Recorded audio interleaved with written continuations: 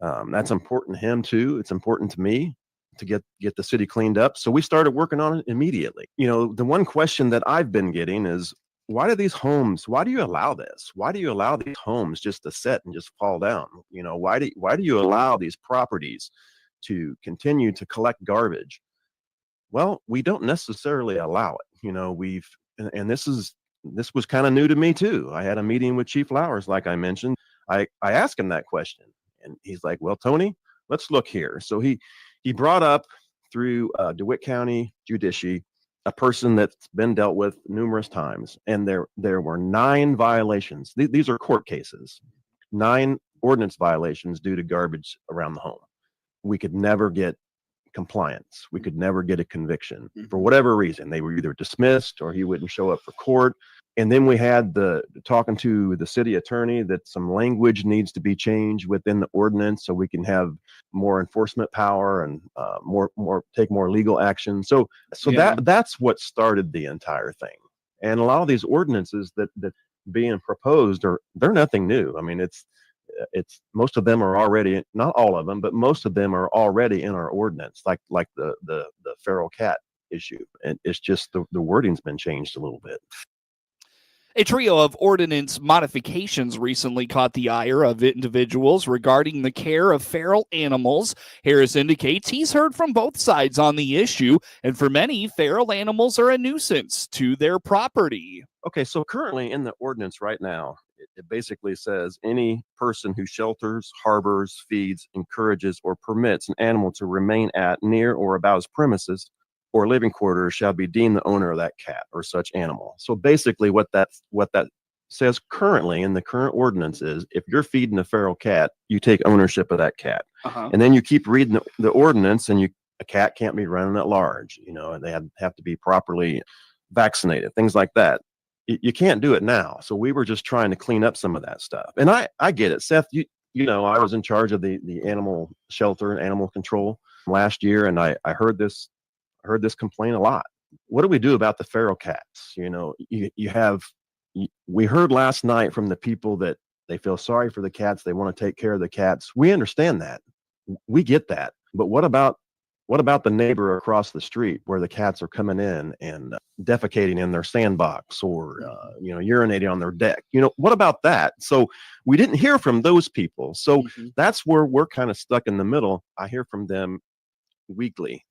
And the same thing with dilapidated homes, those same things, but let's get back to the cat problem. So that's why it was on there.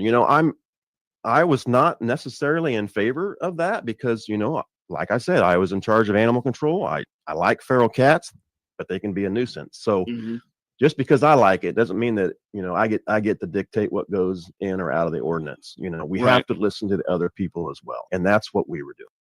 While he gets complaints regarding feral animals regularly, what Harris gets more regularly are complaints from neighbors regarding properties that are not well kept. Again, what started this was just the complaints that we get, and I do get those. I would say daily.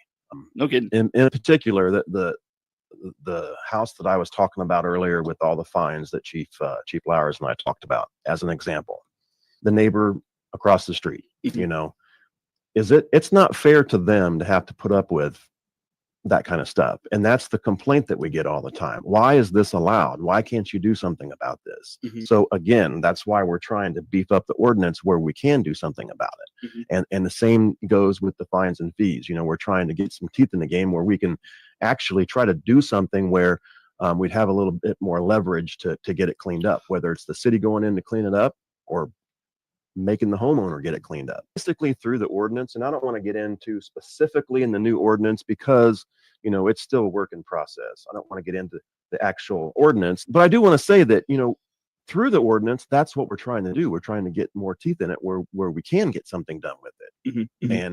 And that's why the language is in there the way it's in there. Another issue that has garnered more attention online than in city council forums is a graffiti ordinance update. While some have argued the police will be coming for kids and sidewalk chalk, Harris says people need to use common sense, pointing out this is largely for vandalism. I want to say that we took a common sense approach with some of this stuff. And, when I say that, I don't want to be disrespectful to anyone, but you have to go back to common sense. That's not what we intended. Right. If there's a child on the sidewalk playing with chalk, we're not going to come down and arrest their parents or take that child away. That's not the intent. The intent is graffiti, and there's still properties around town now, and that's why it's being addressed, because there's graffiti that maybe happened 20 years ago and it's still there, and some of it's very offensive, and it's been there for years. So that's the intent behind that too. Graffiti is not an issue in town right now, the act, but graffiti left over from years ago is sort of an issue. Is it widespread? I mean, there's a few places that need to be cleaned up because of it. And again, it's because of the offensiveness of some of the graffiti. Last week, the city council heard nearly an hour of testimony from residents defending their right to do with their property what they want. But Harris reminds residents also have neighbors who have to deal with the decisions of how you want to live on your property. And I understand that. That's their property. But we had a gentleman there at the meeting last night, the one that spoke in favor of the ordinance to get it cleaned up. Why was he there, and why is he speaking in favor of it?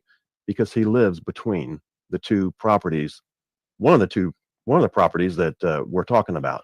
He has a nice house right in the middle of both of them. In his backyard, he's looking at one of them, and in his front yard, he's looking at the other. I get it that it's their property. It's his property too. He can't even enjoy his backyard without looking at the 4 vehicles in the backyard and the junk in the front yard. Yes, it's their property, but it's his too. So we have to consider that as well. We have to consider the neighbors across the street and what they have to look at. None of the proposed ordinances were voted on at last week's council meeting. Harris stresses they continue to be a work in progress. Get news anytime at DeWittDailyNews.com. Here's Clinton Save-A-Lot owner Dave Jackson on Inflation 3.0. The rate of increase has slowed down. That doesn't mean inflation and prices have gone back to where they were. Not 8%, not 10%, double. So an item that was $1 in 2020 is now $2. It's not going back to $1. What you are seeing is maybe that item's at $2. It might go up to $2.03, back to normal 1.5% inflation. Save up to 40% on your food bill at your Clinton Save-A-Lot. And as Dave always says, hope to see you soon. Time now for a look at sports. I'm Seth Lawrence with this report. In a game heard on WEZC and online at DeWittDailyNews.com, Carter Foran was brilliant on the mound again and led Monticello past Bismarck-Henning 3-1 in a Class 2A sectional semifinal victory Wednesday from the Workman Family Baseball Field at Millikan University in Decatur.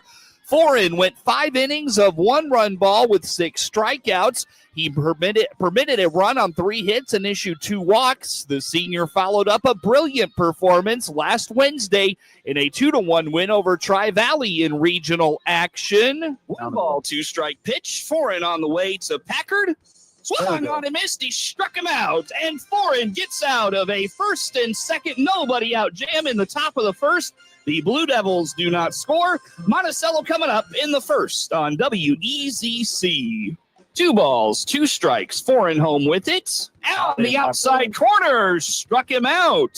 What a great command of the strike zone right now. Carter Foran is on a roll. Strikeout number 2 for Foran. It's a 1-2-3 second for the Sages senior. 1 ball, 2 strikes. The boys a modest lead at first. Foran from the belt brings home the 1-2. And a called 3rd strike. Foran has struck out the 3rd batter in each of the first 3. He's got 3 strikeouts through 3 scoreless on WEZC. Foran home with that 0-2 pitch to Landon Packard. Swing and a miss. Struck him out. Nice job by Carter, going right at the strike zone.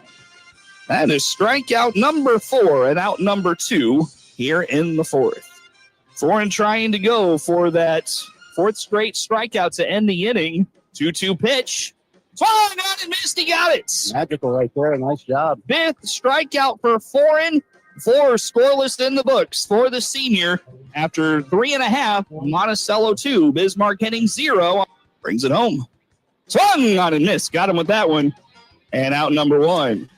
Foreign was the serve pro of Piatt DeWitt County's player of the game. The Sages broke a scoreless tie in the third when Brian Wilchin, Foreign, and Eric Arnold hit back-to-back-to-back singles to start the inning. Arnold's single was a bunt that caught the whole diamond by surprise. Home with the first. Arnold shows bunt. Oh, what a On the third base line, a good one. And no play anywhere as everybody moves up a base and is safe. With the bases loaded and nobody out, Eli Kraft scored Wilchin with a sac fly to center to make it 1-0. Ike Young then singled in Foreign to make it 2-0. Here we go. 1 ball, no strike pitch to Eli Kraft. Fly ball center field. This should be deep enough as coming on is Thomas. He'll make the catch. Wilchin will tag. The throw comes in. It is going to be late scoring Wilchin, and it's 1-0 Sages. That's exactly. The Illinois commit waits on the first from Kellermanick, who checks and will set. First on the way. To the left side of the base hit will score Foreign, and it's 2-0 Sages. Monticello was thrown out at third base 4 times to end an inning during the game, squandering opportunities to grow its lead. They added the final run of the game when Arnold scored from third after Caden Kellermanick balked to make it 3-1. Nobody outs. Zeke Young is at first. Ike Young is the batter. He showed bunt and took a strike on the first pitch from Kellermanick. They will check on Young, who takes off, and Young is a balk. It is a balk. Wow. And Arnold will score to make it 3-1. Arnold finished 2 for 2 with an RBI. Wilchin was 2 for 3 with a triple, while Kraft was 2 for 2 with an RBI for the Sages. Monticello goes to 29-6 overall. They will go for their first sectional championship since 2021 on Saturday at 1 o'clock. They will take on Tolono Unity, who beat Normal U-High 6-4 on Wednesday night. Hear the action on 95.9 FM, WEZC, and online at DeWittDailyNews.com. A 7-run 5th inning helped Lincoln down Champaign Centennial 14-4 in a 5-inning run rule win Wednesday in Class 3A high school baseball regional semifinal action from Champaign. The Rail Splitters' 7-run rally started with 2 outs and a 7-4 lead. Drew Hayes doubled in Austin Lucas, who had singled. Then Parker Grau brought in Hayes to make it 9-4. Back-to-back run-scoring singles from Owen Comstock, Kyle Keeler, and Ashton Corley stretched the lead to 14-4. Hayes and Grau finished 2 for 4 with 2 RBIs to lead Lincoln. Hayes hit a double. Keeler was 1 for 3 with 2 runs batted in. Corley was 2 for 4 with an RBI, while Lucas finished 1 for 4 with an RBI. Carson Featon and Grau combined to limit the Chargers to 4 runs on 4 hits with 4 strikeouts and combined to issue 4 walks. Lincoln goes to 16-16 overall. The Rail Splitters advanced to Saturday's regional championship to take on top-seeded Champaign Central at 11 a.m. at Champaign Central High School. A balk with the bases loaded sent Normal Community past Rock Island 2-1 in a Class 4A regional semifinal 12-inning thriller from Moline on Wednesday. Drew Stevens tripled with 1 out in the bottom of the 12th. Rock Island elected to walk Gavin Swartz and Andrew Nauer intentionally to load the bases. With Brady Burkhart at the plate and a 1-0 count, a balk was called, scoring Stevens from third and gave the Ironmen the walk-off win. Sophomore Keegan Swain went 10 1/3 innings of 1-run ball for the Rocks. He struck out 6, walked 1, and allowed just 3 hits. Gavin Swartz fired 8 2/3 innings for Normal Community. He allowed a run on 2 hits with 13 strikeouts. Jonah Roper struck out 5 in 3 1/3 scoreless innings of relief to pick up the win. Gavin Michaels was 2 for 4 with a double for the Ironmen. Max Heineman recorded the only RBI of the day for Normal Community. Corbin Harris finished 1 for 4 with a double, and Stevens was 1 for 5 with a triple. Normal Community goes to 32-4 overall and will play the winner of today's contest between Plainfield North and East Moline United Saturday at noon for a regional championship. Graydon Leonard pitched 6 innings of 1-run ball, and GCMS rallied past Mount Pulaski 3-1 to advance in a Class 1A sectional semifinal game from Arcola Wednesday. Leonard struck out 8 and walked 2, permitting 5 hits. Zeb Greer struck out 2 and worked around a walk to close out the win for the Falcons. Luke Martin doubled in the only run for Mount Pulaski in the third, but was thrown out trying to stretch it to a triple. The Falcons got the run back in the fourth when Parker Bally scored Connor Kinzinger to tie the game at 1. A 2-run error cost the Hilltoppers in the fifth, putting the Falcons up 3-1. Martin was 2 for 2 with a double and an RBI for Mount Pulaski. Eric Cooper, Chance Payne, and Preston Cowan had hits for the Hilltoppers. Cooper took the tough luck loss for Mount Pulaski. He struck out 8 in 5 innings, allowing 3 unearned runs on 6 hits and did not walk a batter. The Hilltoppers end its season 22-7 overall. Class 1A high school baseball sectional semifinal action from Wednesday. From the Arcola sectional, Salt Fork blanked Argenta Oriena 10-0. From the Peru St. Bede sectional, it was Hayworth blanking Verna Midland 2-0, and Lexington got by Henry Senequine 3-1. High school baseball Class 2A sectional semifinal action from Wednesday. From the Chillicothe sectional, Eureka down Sherrard 2-1, and IVC blanked Peoria Notre Dame 4-0. From Milliken, as mentioned, Tolono Unity down Normal U-High 6-4. From the Pleasant Plains sectional, Plains blanked Auburn 9-0, and North Mac fell to Springfield Sacred Heart Griffin 12-1. High school baseball Class 3A regional semifinal action from Wednesday. From Champaign Central, Central blanked Urbana in 5 innings, 13-0. From East Peoria, Dunlap doubled up Richwoods 2-1, and Limestone doubled up East Peoria 4-2. From the Jacksonville regional, Chatham Glenwood down Springfield Southeast 4-1, and Jacksonville blanked Springfield 2-0. From the Mount Zion regional, Rochester got by Decatur MacArthur 9-2, and Mount Zion beat Taylorville 9-1. From Rantoul, Mahomet Seymour blanked Danville in 5 innings, 10-0, and Rantoul edged Bloomington 3-2. From the Washington Regional, Washington blanked Metamoris 6-0, and Geneseo got by Morton 10-3. High school baseball Class 4A regional semifinal action for today. From Normal West, it'll be Normal West and Bradley Bourbonnais at 4:30. High school softball Class 2A sectional semifinal action from Wednesday. From the Macomb sectional, Auburn blanked Olympia 4-0. High school softball Class 3A regional semifinal action from Wednesday. From Rantoul, Champaign Central down Rantoul 4-1, and Mahomet Seymour outlasted Danville in 8 innings 2-1. Andrew Benintendi had a season-high 4 RBIs and finished a double shy of the cycle, powering the Sox to a 9-4 win over the Mets Wednesday, preventing a 3-game sweep. Benintendi laced an RBI triple in the first inning, a RBI single in the first inning, then an RBI single in the 6th before hitting his 6th homer in the 8th. Tendy with a base hit, right center. Talkman scores. Vargas around third. He'll cross the plate. It's 2-0 on a Benintendi single. 0-2. Pulled fair into the right field corner. Soto will go pick it up. Vargas around third. Here he comes, and he's going to score. And for some reason, Alonso threw home after double clutching, and that will allow Benintendi to get to third. And it looked like Alonso had a play on Benny at third base. So that's a break for the White Sox. 100% correct. It's 6-3. Pitch hit in the air. Deep right. If it's fair, it's gone. It's a home run.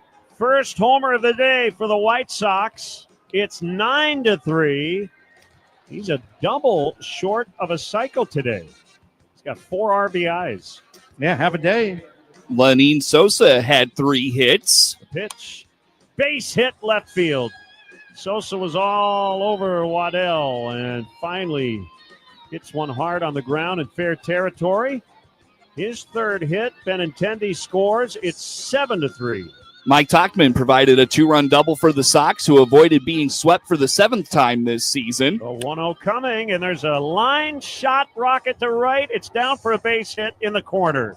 Lee scores. Rojas rounding 3rd. Relay throw by McNeil, and it's late. That is a 2-run double for Mike Tachman, and it's 4-0. Mark Vientos hit a 3-run homer for the Mets, whose 4-game winning streak ended. Pete Alonso had an RBI double in the 9th. The Sox will the Sox are off Thursday, rather. Sean Burke starts Friday in Baltimore. Hear the action on WHOW. Brendan Donovan hit a 2-run home run. Mason Wynn had 4 hits, and the Cardinals beat the Orioles 6-4 Wednesday night at a soggy Camden Yards. Pete Crow Armstrong hit his 15th home run, and Matthew Boyd tossed 6 innings of 4-hit ball as the Cubs swept the Rockies Wednesday night 2-1 for their 4th straight win. The Cubs host the Reds on Friday. The Cardinals are off today. They will host the Rangers, or they rather take on the Rangers in Texas on Friday. Get sports anytime from your computer or mobile device at DeWittDailyNews.com. MR Systems Wireless is your local internet provider for Clinton and surrounding area. They have the products you want and the local service you deserve. MR Systems Wireless Internet Service for home or business includes unlimited data,